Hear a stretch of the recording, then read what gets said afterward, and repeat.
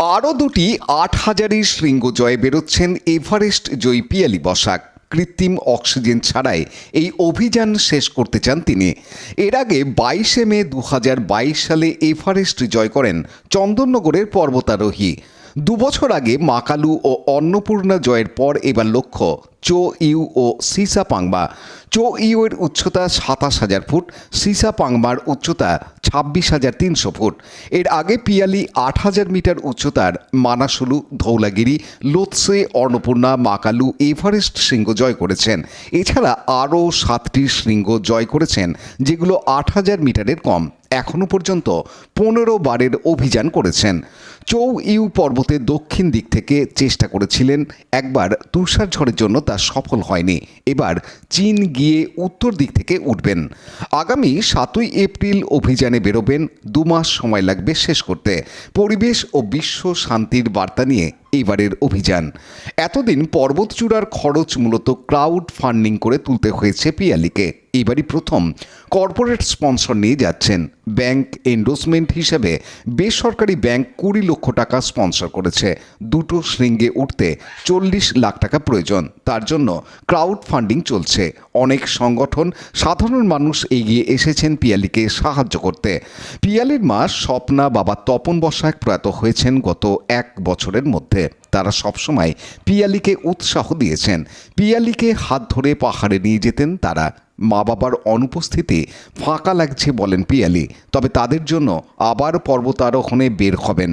পিয়ালি বিস্ময়কন্যা। সে ইতিমধ্যে পাহাড় কন্যার নাম পেয়েছেন।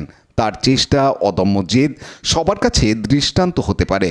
শেষবার অভিযানে সাক্ষাৎ মৃত্যুমুখ থেকে ফিরতে হয়েছে তাকে। নিউমোনিয়ায় আক্রান্ত হয়ে মাসাধিক কাল নেপালের কাঠমান্ডুর হাসপাতালে ভর্তি ছিলেন। এবারের অভিযান যথেষ্ট কঠিন, তবে ভয় পান না পিয়ালি। পাহাড়ের চূড়ায় তার অনায়াস বিচরণ। পিয়ালি বলেন, খুব ছোটবেলা থেকে পাহাড়ে চড়েছি। ৫ বছর বয়সে দৌড়াদৌড়ি করতাম পাহাড়ে। আমার অক্সিজেনের সাপোর্ট কম লাগে। এভারেস্ট অল্পের জন্য হয়নি।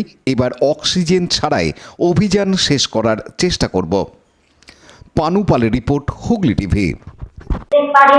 কিন্তু আমি চাইবো এর আগে কি কেউ করেছে অভিযান? এর আগে আমি নেপালের নর্থ সাইড দিয়ে করেছি চৌইউ, কিন্তু তার আগে আমি চৌইউয়ের দক্ষিণ দিক দিয়েও কিন্তু চেষ্টা করেছিলাম। সেটা পৃথিবী থেকে এখনো কেউ করতে পারেনি। পৃথিবীর মধ্যে প্রথম আমি ভারত থেকে একা ছিল, তো ইন্টারন্যাশনাল টিম আমরা দক্ষিণ দিক দিয়ে চৌইউয়ে আরোহণের চেষ্টা করেছিলাম। খুবই টেকনিক্যাল, বিপজ্জনক সেটাও ছিল।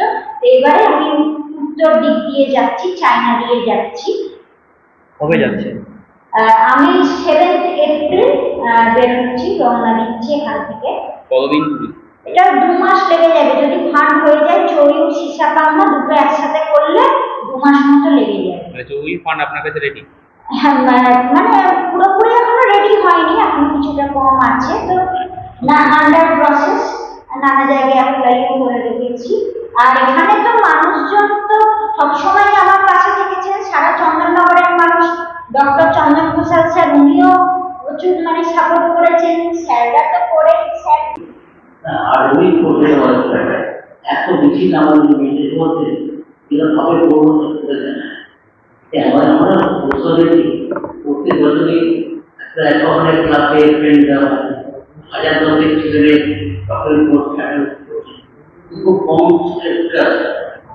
পাহাড়ে দেওয়া, হিমালয় দেওয়া কমে আসছে, উৎসব কমে আসছে। তারা সত্যি শুনে পাহাড়ে পৌঁছেছে। আর আমাদের মেয়ে বিয়েটা